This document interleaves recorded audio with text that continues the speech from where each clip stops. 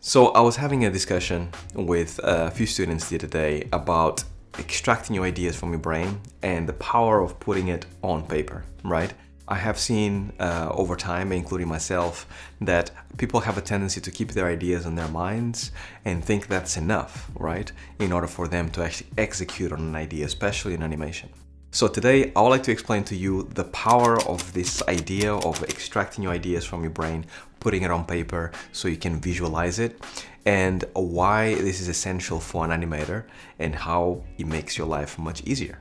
Let's do it. Alright, so welcome if it's your first time here. My name is Harvey Newman. I like to share my passion for animation and games here in this channel. I've been in games development for about 20 years and I love it. I love animation and I love to share what goes on behind the scenes here with all of you. You guys know I've been an animate, I've been doing my mentorships for quite a while, and the longer I do it, the more I see patterns within, students. And the funny thing is that all these patterns is stuff that I've done myself early on in my career, mistakes, issues that you either are too stubborn to change or you don't really realize that it's important until later on in your career. One of those issues is exactly what I mentioned in the beginning, which is basically keeping your ideas in your brain. Now, when I was younger and starting animating, for me, having a great idea in your brain, you kind of just go, this is amazing. I'm pretty sure I can pull this off. And when I finish, it's going to be absolutely fantastic. So you start actually animating, you jump into Maya, you get your rig that actually fits your idea perfectly. And then you start animating, you start putting poses into it, you start kind of like making sure that your timing and spacing is as best as you possibly can do. And then what ends up happening is the idea is never as good as it was in your brain.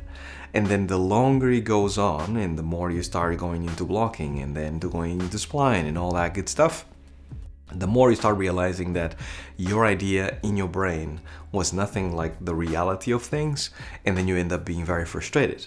And then one of the two things happen: you either don't finish your shot, or you finish your shot but you're never happy with it. So now you think that, is this worth adding to my show reel? Because obviously my idea was great, but my shot is not as great, right?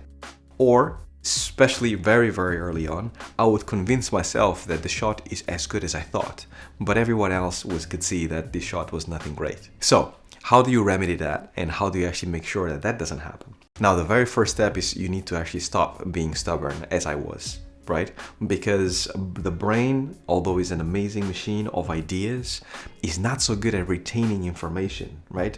I read a book somewhere, and I wish I could remember it, and if I do, I'll link it down below, that basically states exactly this. The brain is great to execute on things, to have ideas, but is not such a great machine to actually keep ideas on and just keep them for a long time, right? So if the brain is not so good at actually retaining ideas, right, then what can you do?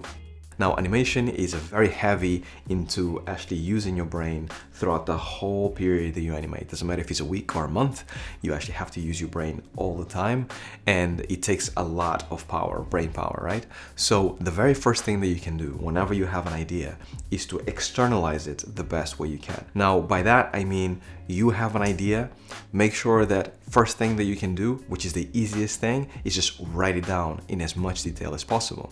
So some that I actually ask my students to do all the time is to basically get away from Maya, get away from any 3D software, and just grab a piece of paper, physically or an iPad or whatever, and then start writing down your ideas, like what makes a character interesting, what is the background of the character, start drawing a little bit and come up with some cool posing, right? The more information you have, just like a detective, the more you actually kind of like drilling down on that idea that you had, because it doesn't matter how good the idea is, it's always very thin, right? Because you just had a thought, and thoughts are fleeting, right? So that idea needs to actually be kind of like fleshed out, right? And this is why externalizing your thoughts helps you to flesh out that idea, because that idea can snowball in something much bigger and deeper and better. And this is why externalizing it is super essential. So the more you externalize it, the more you go into detail, the better the idea is going to become. And this information that you need to have to work with is incredibly important. So let's say you have a character that you want to do a few animation shots, right? Maybe if you actually have that initial idea, you have something like that is not very deep, so maybe you can do one shot that is actually very nice.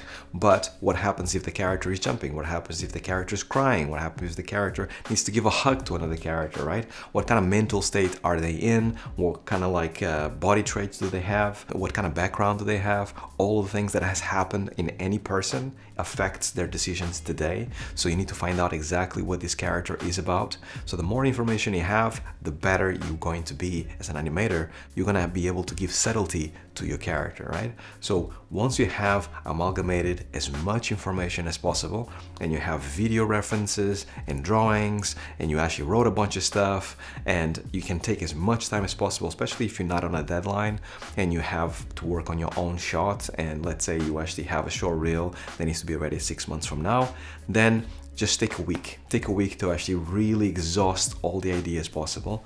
And then when you do, then I would like to do, and this is a good tip for you guys, fingers crossed, is pick up all the information that you have and then glue it into your wall in front of your computer, right? Because this is going to serve as inspiration as you work on your shot. Animation takes a long time, right? You having that information in front of you as you're animating hour upon hour upon hour serves you really, really well. Because sometimes you're doing a pose and you actually already worked on your reference and everything is set up, but then you actually look up and you see that information that you had originally and you forgot about a certain element, right? This is exactly why on this, police TV shows or detective TV shows or whatever, they always have a board with all kinds of information and pins and stuff. It's so they can quickly glance at it and make sure that they don't forget any of it. And animation should be exactly the same. So if you have that, you'll be able to kind of go, oh, actually, I forgot about this bit, right?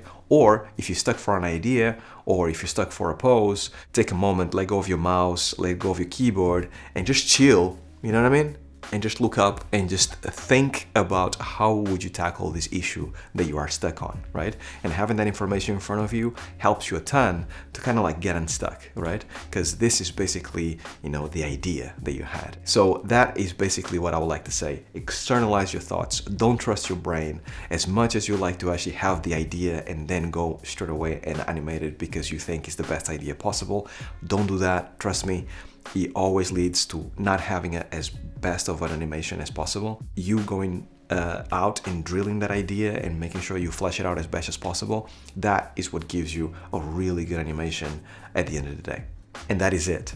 I hope this helps you guys. I hope it inspires you guys. And if it does, make sure you smash the like button, make sure you subscribe and drop a comment down below and let me know about your techniques and your methods. And if you actually follow something like this, or if you're the kind of person that kind of keeps their thoughts in their minds, and how does that go for you, right? Now, I cannot forget to actually give a shout out to all my patrons, everybody that actually has been supporting me on Patreon every single month with their hard-earned money. If you would like to actually support me, I'll be highly, highly appreciative of your support. Every single dime goes to this channel so it can make it better every single week. That's all I had for you guys. I hope you guys have a great rest of the week, and until then, stay well, stay safe. Peace.